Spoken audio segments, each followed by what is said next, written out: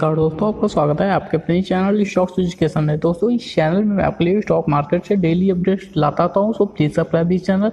दोस्तों channel subscribe करने के बाद बेल आइकन जरूर प्रेस कर लें ताकि आपको आज के अपने स्टॉक की बात करें जो है आलोक इंडस्ट्री लिमिटेड। आज इस शेयर में अच्छी खासी तेजी देखने को मिला और वो तेजी ये नहीं है कि मार्केट स्टार्ट होने के बाद ही तेजी देखने को मिला, तेजी मार्केट लास्ट होते होते तेजी देखने को मिला। इसका मतलब कि ये तेजी कल भी कन्वर्ट हो सकता है। तो देख लेते हैं क्या डिटेल बनता है। आज के क्लोजिंग की बात करें तो ये शेयर क्लोज हुआ है 21.45 रुपये पे। वहीं तेजी की बात करें तो आप देखेंगे 3% से ज़्यादा की तेजी देखने को मिला है इस शेयर में। देख लेते हैं 52 वीक हाई और लो की बात, तो आप देखेंगे 52 वीक लो है 4.70 रुपये जो कि बना था 13 अप्रैल 2020 को। तो वहीं 52 वीक हाई की बात करें तो आप देखेंगे 58.50 जो कि 3 जुलाई 2020 को बनाया था इस कंपनी ने। अगर वहीं डिलीवरी की बात करें तो आप देखेंगे 56.45% की डिलीवरी उठाई गई है आज के डेट में। क्वांटिटी की बात कर लेते हैं तो 32,29,000 से ज़्यादा की क्वांटिटी जो कि डिलीवरी बेस पे उठाई गई है। देख लेते हैं इस कंपनी का थोड़ा बैकग्राउंड कैसा है। दोस्तों अगर बैकग्राउंड की बात करें तो यह कंपनी आप देखेंगे 100 रुपीज़ के आसपास चलती थी कभी, लेकिन उसके बाद यानी कि ये जो मैंने चार्ट लगा रखा है ये मैक्सिमम का है, यानी कि इनके अभी तक का पूरा चार्ट लगा रखा है। तो आप देखेंगे ये शेयर ऊपर चल रहा था, लेकिन उसके बाद ये शेयर में क्रैश आया और ये शेयर लगातार नीचे ही जाता चला गया। लेकिन बीच में उसके बाद जब इसमें रिलायंस ने एंट्री की तो आप देखेंगे इस शेयर में फिर अच्छी खासी तेज़ी भी देखने को मिली है, यानी कि जो तेज़ी देखने को मिली वो काफ़ी अच्छी बात है। तो जाहिर सी बात है, यानी कि इसका मतलब ये कह सकते हैं कि ये शेयर फिर से बाउंस बैक करेगा, क्योंकि जो 50 रुपये 58 रुपये का आप 52 वीक हाई देख रहे हैं वो रिलायंस के एंट्री के बाद ये हाई बनाया था इसने। तो देख लेते हैं और डिटेल क्या बनता है।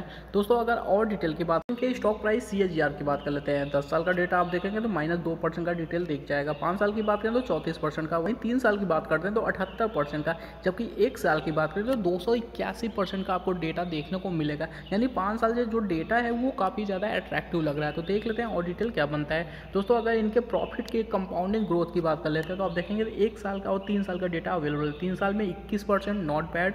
अगर TTM की बात करें तो -127% का डिटेल देखने को मिला है। अगर वहीं बात करें और डिटेल की तो दोस्तों अगर बात करें इनके सेल्स कंपाउंडिंग ग्रोथ की तो आप देखेंगे 10 साल में -3%, 5 साल की बात करें तो -33%, अगर 3 साल की बात करें तो आपको 27% देखने को मिलेगा, जबकि TTM की बात करते हैं तो -7% का डेटा आपको देखने को मिल जाएगा। अगर इनके बात करें शेयर होल्डिंग पैटर्न की तो आप देखेंगे इसमें जो प्रमोटर्स हुआ करते थे उनके पास जो पूरा स्टॉक हुआ था, यानी कि मार्च 2020 की बात करें तो आप देखेंगे 6.15% की होल्डिंग जो कि प्रमोटर्स के पास हुआ करता था वो भी जून में ख़त्म होकर 0 हो चुका था। लेकिन उसके बाद फिर रिलायंस की एंट्री हुई और आप देखेंगे करंट में 75% की होल्डिंग जो कि प्रमोटर्स के पास करंट लेवल पे है।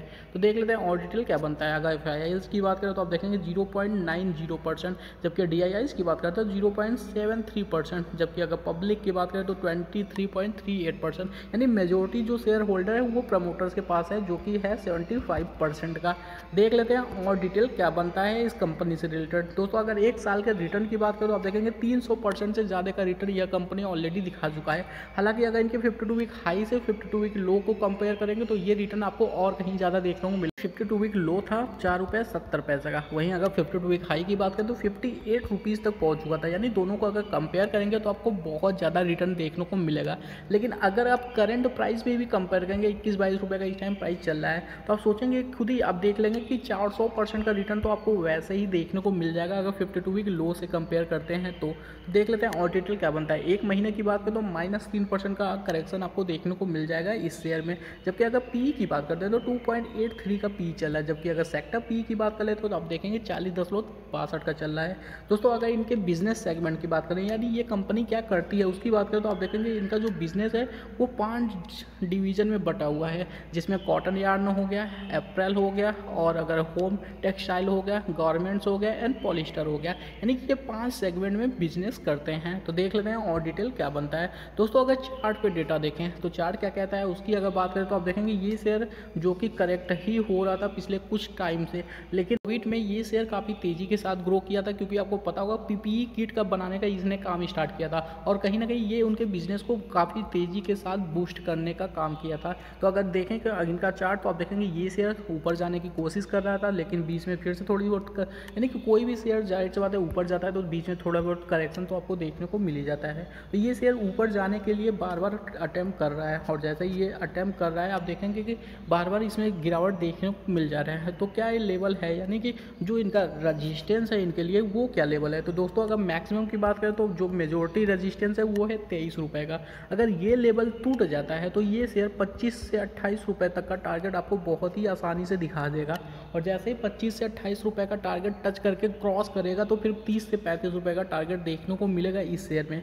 हालांकि शेयर अच्छा है लेकिन कुछ ज़्यादा ही भाग गया तो जाहिर बात है थोड़ा सा ब्रेक लगना तो बनता है, और ये वही ब्रेक जो 20 रुपये 22 रुपये पे आकर रुका पड़ा है, और जैसे ये लेवल क्रॉस करेगा उसके बाद ये शेयर बहुत ही तेज़ी के साथ ग्रो करेगा। दोस्तों है तो पेनी शेयर, हालांकि आपको उतने ही पैसे इन्वेस्ट करने चाहिए जितना आप एक पेनी शेयर में इंक्लूड करते हैं या फिर एक स्मॉल कैप में इंक्लूड करते हैं, उतना लगा सकते हैं, लेकिन बहुत ज़्यादा आपको बुलिश होकर बहुत ढेर सारे पैसे नहीं लगाने हैं। यानी जो लार्ज कैप में लगाना है, जो मिड कैप में लगाना है, वो पैसे आप वहीं लगाएं तो ज़्यादा बेटर है। इसमें उतनी सेफ्टी नहीं है क्योंकि आपने देखा कि 58 रुपीज़ का इनका 52 वीक हाई है, और इस टाइम ये शेयर चल रहा है उस जस्ट उसके आधा के भी नीचे।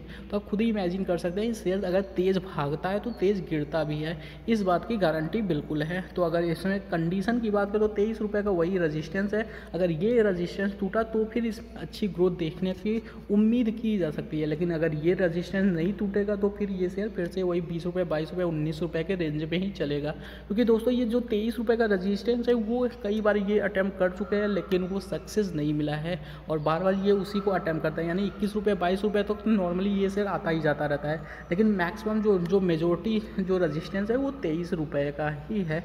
अगर वहीं पे हम बात करें इनके सपोर्ट की, यानी कि कहाँ पे शेयर सपोर्ट लेता है, तो सपोर्ट वही है 20 रुपये का, उसके नीचे जाता है तो मैक्सिमम 18 रुपये। ये दो लेवल बहुत ही स्ट्रॉन्ग सपोर्ट है, इनके नीचे बार बार जा ही नहीं पा रहा है शेयर। जब भी करेक्ट होता है तो 18 रुपये 20 रुपये मैक्सिमम, उसके नीचे नहीं जा रहा है। यानी कि 23 रुपये ऊपर आप मान लीजिए और 18 रुपये नीचे मान लीजिए, ये दो लेवल इनके लिए बहुत ज़्यादा इंपॉर्टेंट होने वाले हैं। नीचे अगर जाना है तो 18 रुपये का लेवल तोड़ना पड़ेगा, ऊपर अगर जाना है तो 23 रुपये का लेवल तोड़ना पड़ेगा। बस अगर जैसे ये लेवल टूटता है तो इसमें एंट्री की जा सकती है, और जैसे नीचे ये लेवल टूटता है तो फिर आप चाहे तो सेलिंग की एंट्री कर सकते हैं। तो दोनों तरफ से जो लेवल्स हैं वो मैंने आपको बता दिया।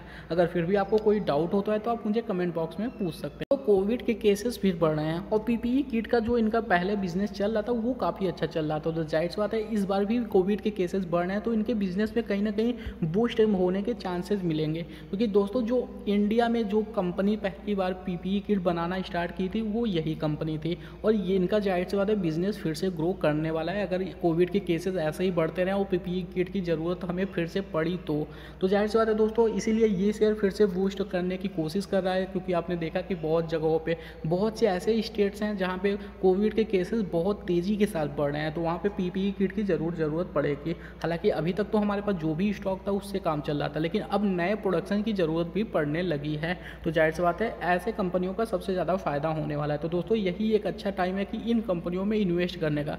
अगर आपको थोड़ा भी टाइम है, अगर मिड टर्म स्टॉक को अगर आप 1 से 2 महीना भी अगर देते हैं तो ये आपको काफ़ी अच्छा रिटर्न जनरेट करके दे सकते हैं, क्योंकि इनके जो बिजनेस चलने वाले हैं उसमें जो प्रॉफिट बनेगा तो जाहिर सी बात है इनका जो फर्स्ट तिमाही होगा उसमें सबसे ज़्यादा फ़ायदा देखने को मिलेगा। तो Q1 का जो इनका पहला रिजल्ट आएगा 21 का, उसमें सबसे ज़्यादा आपको प्रॉफिट देखने को मिल जाएगा इस शेयर में। अगर कोविड के केसेस जिस हिसाब से बढ़ रहे हैं उसके अकॉर्डिंग अगर पीपीई का ऑर्डर इन्हें मिलता है तो दोस्तों यही एक अच्छा टाइम है इस शेयर्स में इन्वेस्ट करने का। तो चलिए दोस्तों आज के लिए इतना ही। वीडियो को लाइक करें, शेयर करें और सब्सक्राइब करें। Thank you for watching this video.